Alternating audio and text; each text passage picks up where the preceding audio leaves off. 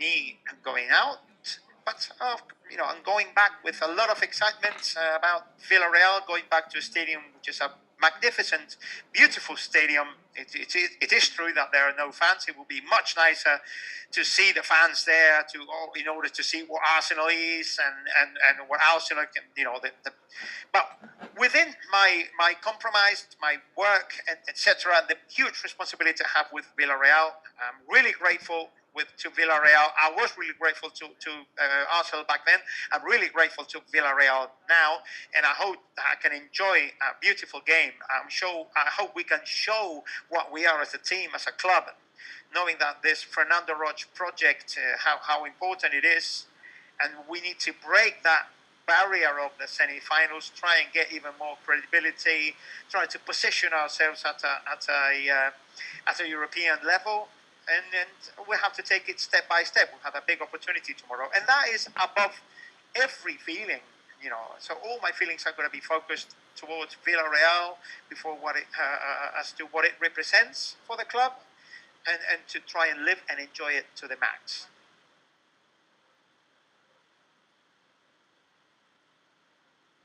Hi, Unai. Hello, Unai. Just quickly, there's been lots of talk about the Super League and all the consequences. How important is it for a club like Villarreal outside the Super League to be in a European final rather than having all the big teams in the finals this year?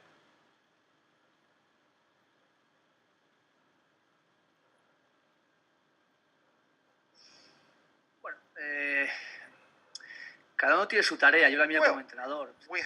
Everyone has their job. My job is being a manager. There is a lot of things about the Super League that I don't know, but what I think is everything has to be based on merits. I worked with Real Sociedad, who was champions ages ago, Deportivo de La Coruña, Athletic Bilbao, who won the league, etc., etc. So if those teams who won the league in the domestic league and who played the European Cup back then, you cannot really take that away from them. You cannot really take the merit they have. Those players, those clubs, those fans, they cannot take it away from them. So football has been... they're trying to redrive football somewhere else, but football belongs to the fans, to the streets. There's a huge business around football. We know that. It is necessary, of course, but football belongs to the fans. So I grew up in a club in my hometown on La Ribia. I lived at Real Sociedad, 100 years ago, clubs that won the cup 100 years ago, etc., etc., and I want that football to keep going. James Solly, ESPN. Hello, Unai. The Arsenal team tomorrow will include Granit Xhaka. It did appear when he confronted the Arsenal supporters and lost the captaincy that his Arsenal career would be over. Could you just talk a little bit about how difficult that incident was for you to manage at the time and your reaction to how he's turned things around since?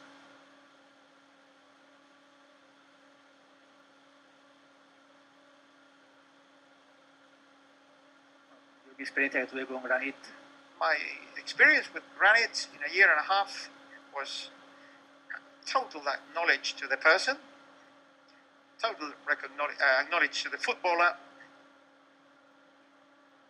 He deserves being in a club like Arsenal, and he deserves the respect to the people. I did it. I did it back then, and I do it now.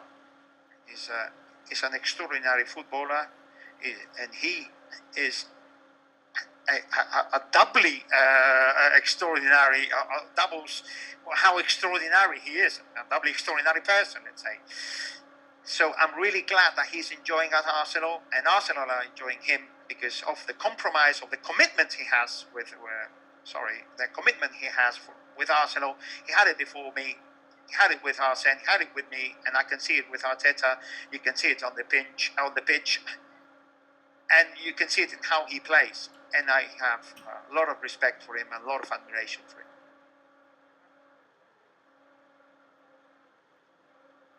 Markman. Hi, Unai. Pierre-Emerick Aubameyang scored a hat-trick in a Europa League semi-final. Aubameyang metió Second leg when you were in charge of Arsenal, and he's fit to play tomorrow. How do you stop Aubameyang, and is he still one of the best strikers in Europe? lo paro ahora mismo. Es un killer. Aubameyang is a killer. He was, he is, and he will always be. He's been through a process of being out of the team because of the illness he had, but he's back. Aubameyang is he's there to work, to defend the team, give everything for the team, and hoping he can perform at top level for the team. And in that, when that happens, it's going to be very difficult to stop. We expect to find the best Aubameyang possible. The same with Granit Xhaka. I think he's a great person, and behind that great person, a really great footballer. I think he was one of the top scorers of the Premier League when I was there, or the top scorer. He's shown a great performance. Who is important physically. He's really good physically. He's a killer, like I said. Daily Mirror. John Cross.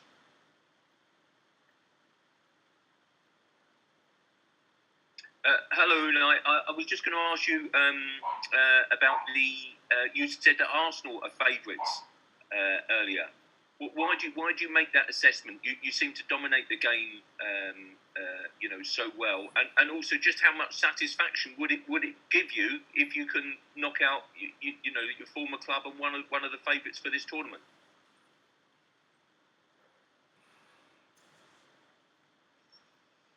Considero que el resultado de ida no I consider the first leg's result does not change how I see the initial competition. Arsenal started as a favourite, and they're still favourites at this stage. We are candidates in order to be able to play against this kind of teams, and we will try to compete against this kind of teams, those favourite teams. But the first leg result is really narrow to make anything change. Why? Because of history, because of the presence, because of the ability and the level from the budget to the players that they have in their squad, etc. I consider them as favourites. We are the underdogs, but I think we have our team has been acknowledged in Europe. We have certain recognition. We have been showing our level in Europe for years. We've played a semi-final of the Champions League, etc. We are a solid team with an ability to reach these heights. But I now think that Arsenal, in that respect, is one or two notches on top of us in that. I wanted to ask you. I guess you spoke to your players and other people. Cazorla said yesterday that whenever you're sitting on a bench in Europe, your opponent should be worried. And what do you say to the fans in order to try to calm them down, maybe, or maybe to be a little less euphoric? What do you tell the fans? What do you tell the people? The whole city is thrilled about the team, thrilled about tomorrow. What can you tell them the day before? It's going to be a very complicated game, but we are ready to play a top difficulty game. We want to enjoy that. We have to want to receive that excitement from the fans, and we want to give it back at them. We're going to play with pride. We're going to play knowing that we are defending a very beautiful history that Villarreal has. That's a town that is well known throughout Europe now, and the moment of being able to going through to a to a final is a great opportunity for us. We're going to play that game with all of our potential, our desire, our excitement. Thank you very much. Thank you, everyone. Thanks, everyone.